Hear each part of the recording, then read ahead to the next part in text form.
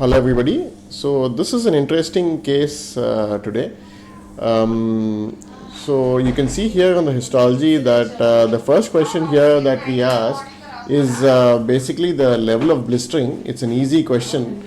Here you can see here that the stratum corneum is here, there's the epidermis, and you're seeing the dermis here, and here seeing the basal layer, and the blister is somewhere above the basal layer. So it's basically a suprabasal blister within the epidermis. So the answer is here intraepidermal. That's the answer to this question. It's not a subcorneal blister. Subcorneal blister is somewhere here, and subepidermal blister will be somewhere beneath the basement membrane. This is all the basal layer. So beneath the basement membrane would be a subepidermal blister. All right. Now these are higher power pics showing you this. Typically is festooned dermal papillae. Now, festooned dermal papillae are typically described in subepidermal blistering diseases, like for example, bullous pemphigoid, and typically also in porphyria cutaneous tarda. However, it is not specific. This festooning basically refers to this sort of these dermal papillae protruding into the blister cavity. Now, yes, definitely in a subepidermal blister you may see that, but here you're seeing this typically also in pemphigus. This is also festooning of dermal papillae.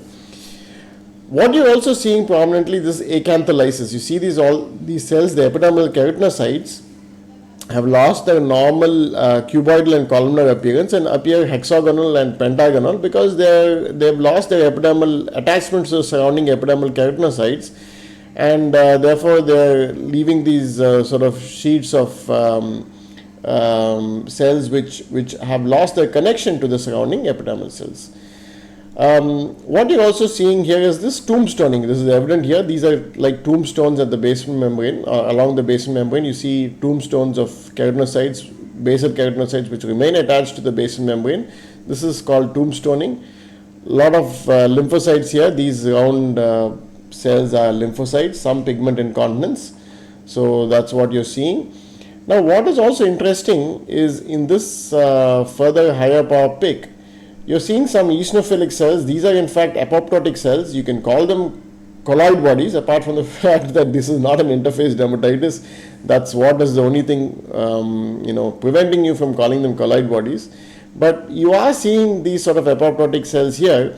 Now, if you see here, this is a cell which has got a basophilic rounded nucleus with a perinuclear halo, and this is in fact the definition of a chorion, typically described in Darius disease. What you're also seeing are these sort of more flattened cells with eosinophilic cytoplasm and retained nucleus, what are typically described as grains in Darius disease. However, this is a case of pemphigus, but you're still seeing chorions and grains. So and these are again apoptotic cells, what one would probably term as colloid bodies if this were a case of interface dermatitis or lichenoid dermatitis, as in lichen planus.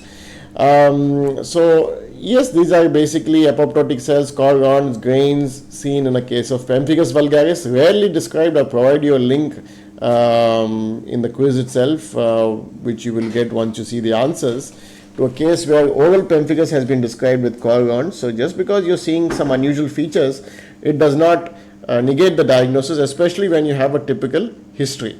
So I think we've answered all the questions. These are not coelocytes, and there are no eosinophils. Actually, this is a lymphocytic predominant inflammatory infiltrate, though eosinophils may be seen in some cases of pemphigus in the early stages.